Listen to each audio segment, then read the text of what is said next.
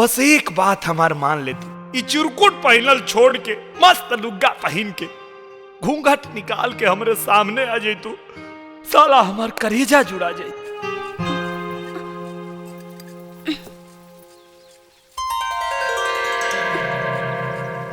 ए जी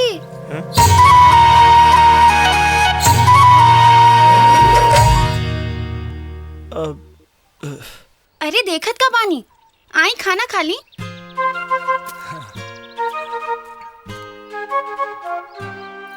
मन तो करा था कि कोरा में दबा के अकोरा हो जाए। कुछ कहनी है का? ना ना कुछ तो ना। इडियट, इस बेवकूफ की जगह कोई और होता ना तो मुझे उठाकर अपनी गोद में बिठा लेता। कुछ कहलू है का? ना, चली खाना खाई।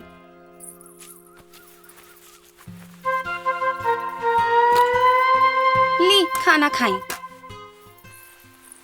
अपना हाथ से खिया देती तो का हो जाए? का कहनी है? ना कुछ ना। बेवकूफ, अगर प्यार से मुझे कहते तो मैं इन्हें अपने हाथ से खिला देती।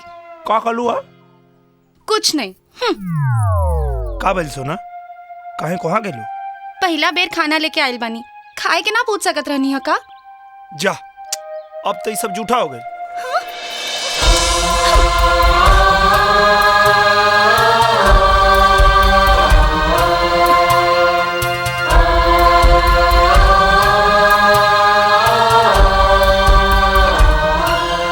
अरे हम तो सब खा गई नहीं, रुकी हम फिर से खाना। अरे रुका ज्यादा, आज तो तोरा के देखिए कि पेट भर गई।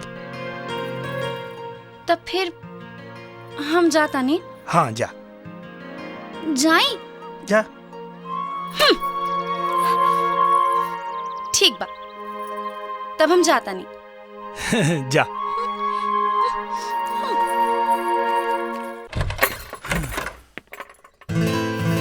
ए जी, ई डोरी बंधात नहीं खे, तनी बांध दी ना। हम कैसे बांधे? अरे रुकी, कहाँ जाता नहीं? बांध दे तो क्या हो जाए? अरे काहे ना हो जाए, बांधे में तो के छुए के पड़ी। रवा बांधी ना, छुए के इजाजत हम देता नहीं। आई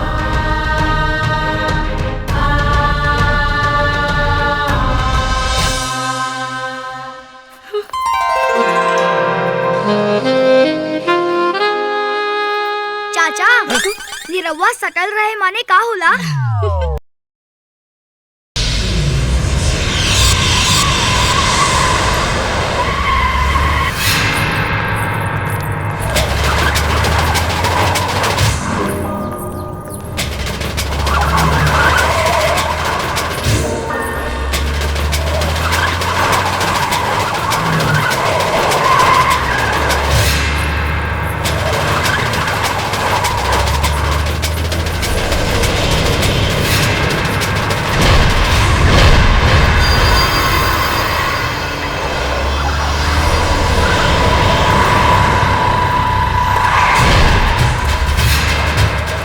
टोनी,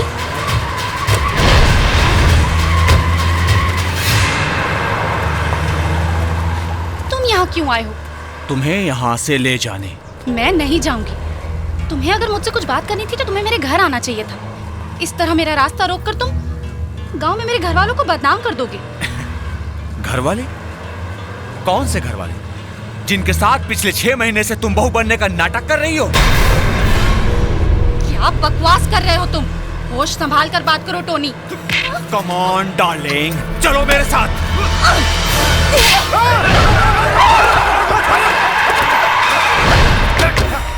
बहुत बर्दाश्त किया तुझे साली कुतिया। हरामखोर, तोरा हिम्मत कैसे भइल रे हमरा बहू पर हाथ उठावे के? कौन लगाता नहीं है चाचा? अरे बाप रे, पूरा फैमिली बा है। बुढ़ऊ, चुपचाप तमाशा देखा, नहीं तो काट के रख दे पूरा परिवार के। ओहो, तो ये हैं तेरे परिवार वाले जिनकी इज्जत की तू दुहाई दे रही थी। गले में मंगलसूत्र और मांग में सिंदूर डाल के तू इनको बेवकूफ बना सकती है, मुझे नहीं।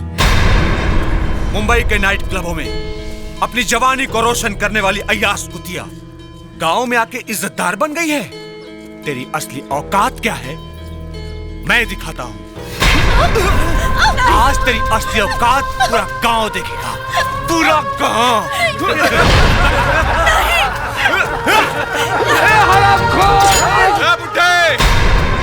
ये तेरी बहू है?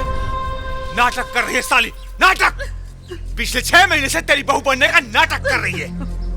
साला, हमरा के तो पहले ही शक रहे कि अनहरा के हाथ में बटेर कैसे लग गई। टोनी भाई, खोला खोला खोला। साले निरहुआ का पूरा कच्चा चिट्ठा खोला। चच्चा सोना। तो सुन बुड्ढे, मरने से पहले इसके बाप ने एक वसीयत की थी कि जब तक ये शादी नहीं करेगी उसकी प्रॉपर्टी का एक पैसा भी इसको नहीं मिलेगा। तो मजबूरन इसने जेल में जाकर तेरे बेटे से शादी का नाटक किया, ये सोचकर कि कुछ ही दिनों में तेरे बेटे को फांसी हो जाएगी और ये शादी के बंधन से आजाद हो जाएगी। तेरा बेटा बच गया, लेकिन ये साली फंस गई। मरती क्या ना करती। फिर इसने निरहु से एक करार किया, ये उसकी पत्नी बनकर गांव में 6 महीना रहेगी और उसके बदले तेरा बेटा देगा तलाक।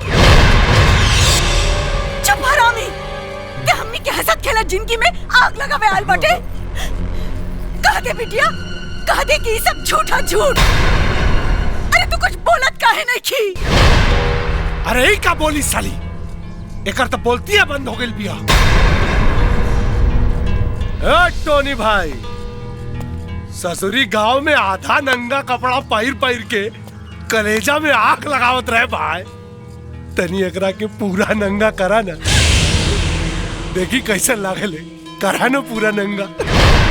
दिखाता हूँ बबलू भाई, पहले इसे सुहागन से राण तो बना दूं। याद है तूने पानी से अपनी मांग धोई थी, आज मैं शराब से धोई।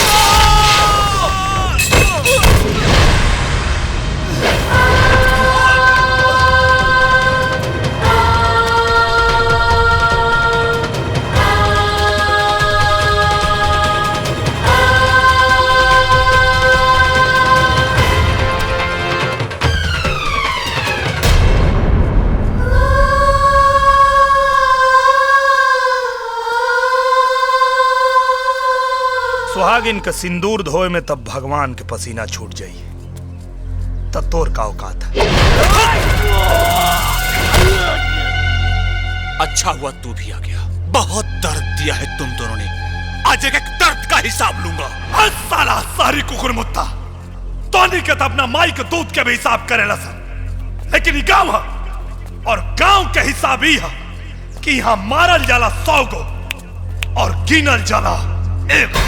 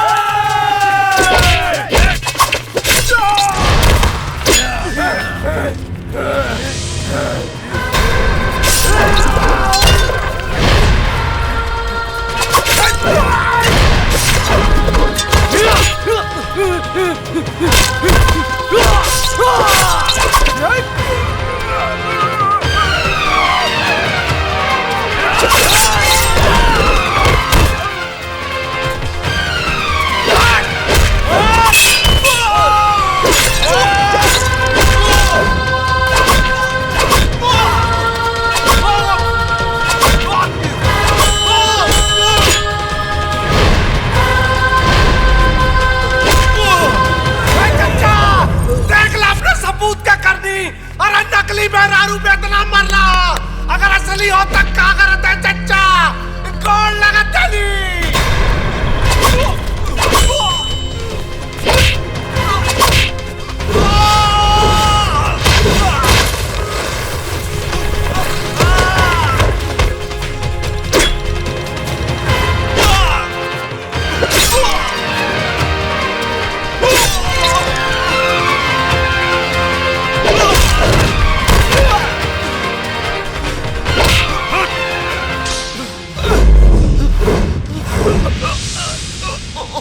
माफ कर दो मुझे, माफ कर दो मुझे, माफ कर दो मुझे, गलती हो गई।